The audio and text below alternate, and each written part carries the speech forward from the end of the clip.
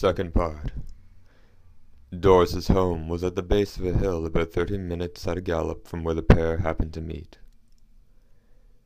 The two of them rode at a feverish pace and arrived there in less than 20 minutes.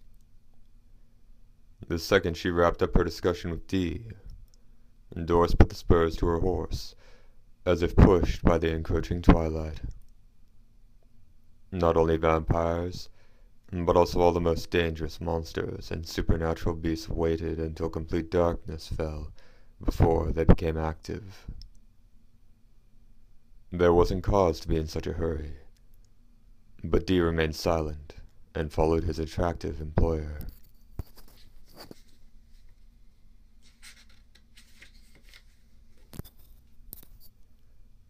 Her home was a farm surrounded by verdant prairies that were most likely rendered permanently fertile by the Great Earth Restoration Project 3 millennia earlier.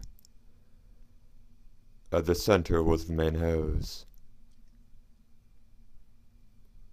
Constructed of wood and tensile plastics, the house was surrounded by scattered stables, animal pens, and protein-synthesizing vegetation and orchards consisting mainly of thermoregulators fastened to reinforced sheets of waterproof material. The orchards alone covered 5 acres, and second-hand robots were responsible for harvesting the protein produced there. Hauling it away was a job for the humans. When Doris had tethered her horse to the long hitching post in front of the main house, the reason for her hasty return threw the door open and bounded out. "Welcome home," a rosy-cheeked boy of 7 or 8 called down from the rather lofty porch. He hugged an antiquated laser rifle to his chest. "This is my little brother Dan," Doris said to Dee by way of introduction. And then in a gentle voice she asked, "Nothing out of the ordinary while I was gone, was there?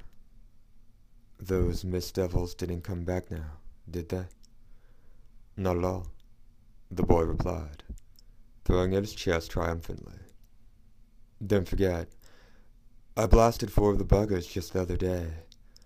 They're so scared they wouldn't dare come back again. But just happening they do.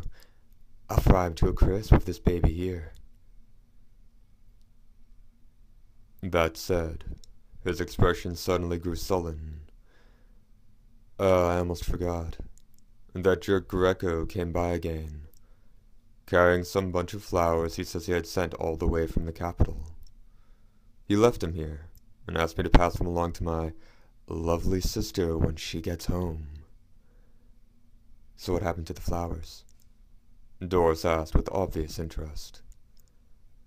The boy's mouth twisted into a delighted grin. "Chopped them up in the disposal unit, mixed in some compost, and fed it to the cows." Doris gave a deep, satisfied nod. "A good job. Today's a big day. We've got company, too." The boy, who'd been sneaking peeks at Dee even as he spoke with his sister, now smiled knowingly at her. "Say, he's a looker, ain't he? So this is how you like him, eh, sis? You said the robots were in such lousy shape you were going out to look for someone to replace them, but it looks to me like you went out hunting for a man." Doris flushed bright red. "Ugh, don't be ridiculous. Don't talk that foolishness. This is Mr. D. He'll be helping us out around the farm for a while. And don't you be getting in his way now." "There's nothing to be bashful about," the boy chuckled. I know. One eyeful of him and old Greco don't look much better than a man-eating frog. I like him a heck of a lot better, too. Pleased to meet you, Dee." "The pleasure's mine, Dan." Showing no signs of being bothered by the emotionless tone Dee used even when addressing a child, the boy disappeared into the main house. The pair followed him inside.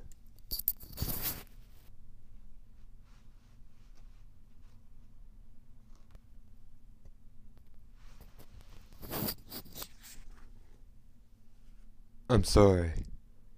He must have really gotten on your nerves, Doris said in an apologetic tone when dinner was finished and she'd finally managed to drive Dan off to his bedroom, ignoring the boy's protests that he wasn't sleepy yet. Dee passed the sword he normally wore on his back from his right hand to his left as he stood at the window gazing at the darkness beyond. Thanks to the clear weather that had persisted the past 4 or 5 days, the solar batteries on the roof were well charged, and glittering light showered generously on every corner of the room from lighting panels set in the ceiling. Apparently there was something about the inhospitable stranger the boy liked, and he'd planted himself by the man's side and wouldn't leave, imploring him to talk about the capital.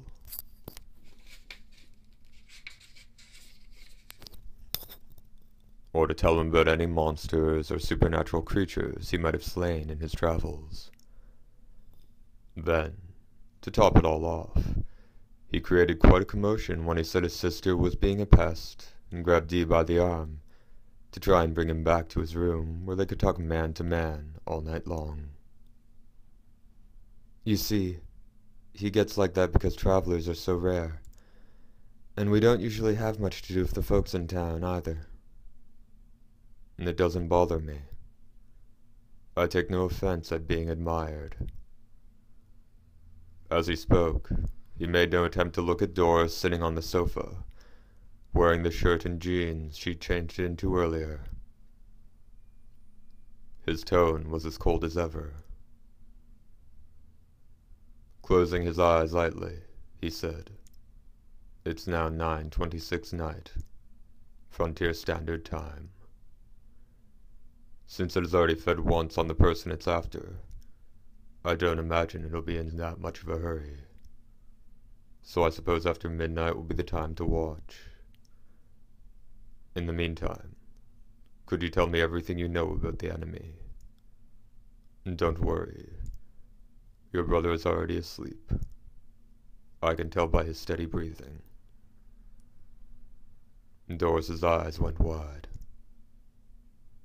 "You can hear something like that through the door and everything?" And the voice of the wind across the wilderness, and the vengeful song of the spirits wandering the forest shade. Dee murmured. And then he came to stand at Doris's side with the smooth strides of a dancer.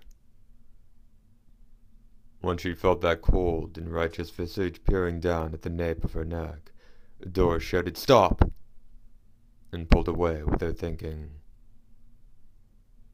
Though the abhorrence was quite evident in her voice, Dee's expression didn't change in the least.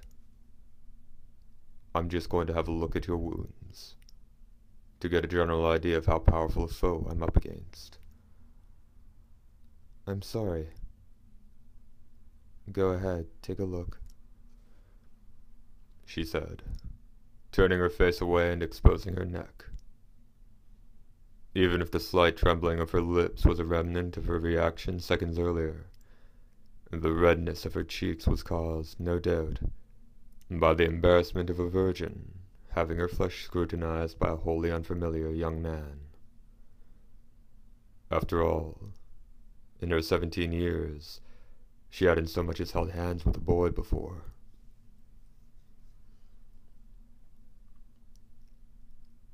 Seconds later, Dee's expression had a distant air to it. "When did you run into him?" Doris breathed a sigh of relief at the sound of his voice, which was entirely without cadence. But why was her foolish heart pounding so? Unaffected by her racing pulse, and gazing raptly at Dee's face all the while, she began to recount the tale of that terrible night in the most composed tone she could muster. "It was 5 nights ago.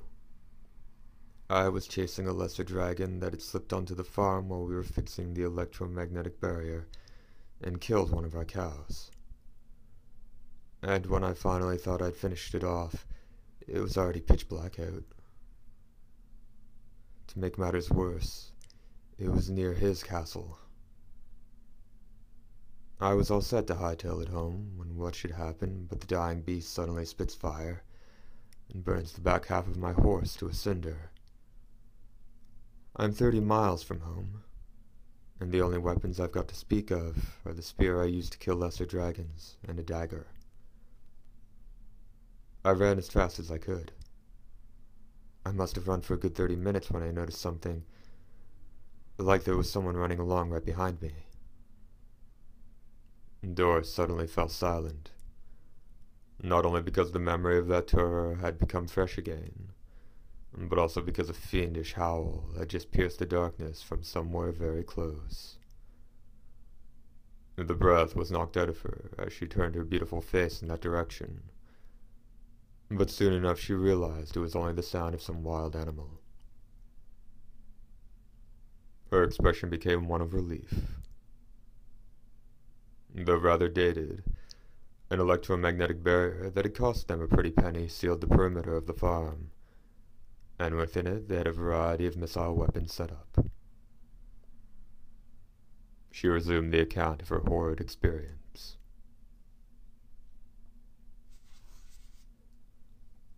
At first I thought it was a werewolf or poison mothman, but there was no sound of footsteps or wings flapping, and I couldn't even hear it breathing. Yet I just knew there was someone right behind me.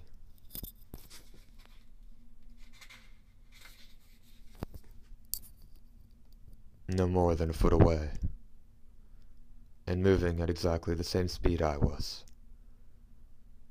I finally couldn't take it anymore and I whipped around, and there was nothing there. Well, there was for a fraction of a second, but then it circled around behind me again. Memory was sowing terror across the girl's face. She gnawed her lip and tried to force her trembling voice out. Dee said nothing, but remained listening. That's when I started shouting. I told whoever it was to stop hiding behind me and come out that instant. And when I'd said that, Eddie came, dressed in a black cape, just like I'd always heard. When I saw the pair of fangs poking over his mean, red lips, I knew what he had to be. After that, it's the same old story.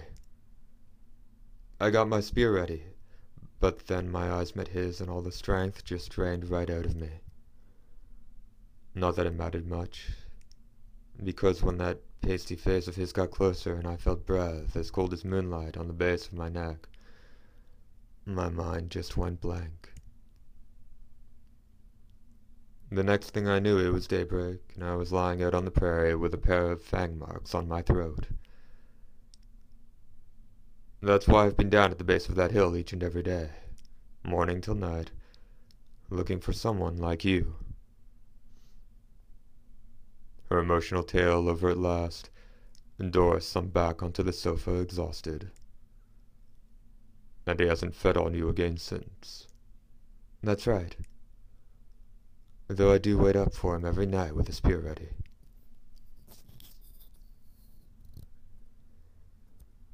Dee's eyes narrowed at her attempt at levity.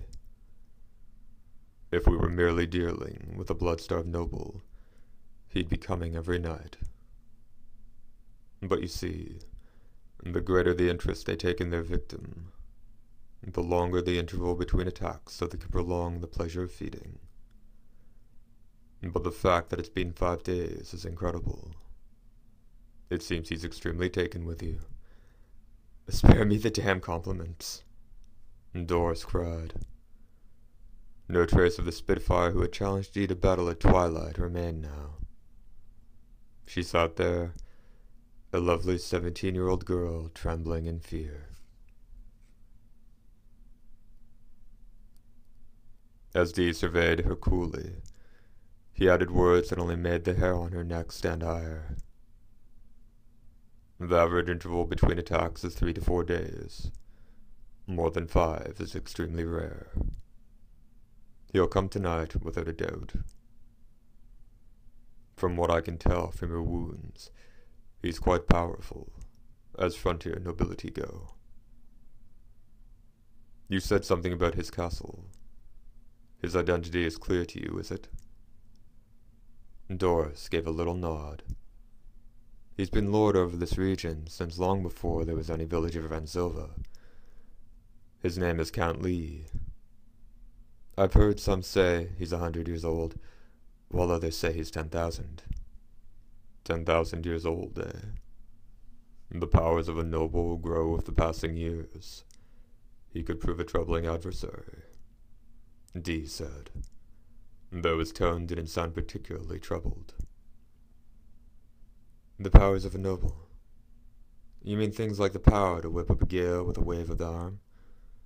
Or being able to turn into a fire dragon? Ignoring Doris's query, D said, There's one last thing I need to ask you. How does your village handle those who have been bitten by vampires? The girl's face paled in an instant. In many cases, those who'd felt the baleful fangs of a vampire were isolated in their respective village or town while arrangements were made to destroy the culprit. But if they were simply unable to defeat the vampire, the victim would be driven from town or, in the worst cases, disposed of. This was the custom because a night fiend, crazed with rage at not being able to feed on the one it wanted, would attack anyone it could get its hands on. More towns and villages than anyone could count had been wiped out for just that reason. Ransilva had similar policies in effect. That was the reason Doris hadn't asked anyone else for help, but had privately sought a vampire hunter. Her failure to confide in her brother was for fear that his conduct might tip off the villagers if they happened to go into town. Had she no younger brother to consider, she'd surely have gone after the vampire on her own, or done away with herself.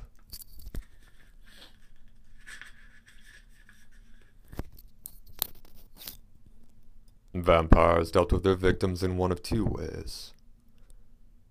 Either they drained all the blood from their prey in one feeding and left them a mere corpse, or, through repeated feedings, they turned the individual into a companion. The key point in the latter was not the number of times the vampire fed, but rather something D had touched on earlier. Whether or not the vampire took a liking to its victim. Sometimes a person joined their ranks after a single bite, while other times they might share the kiss of blood for months, only to die in the end.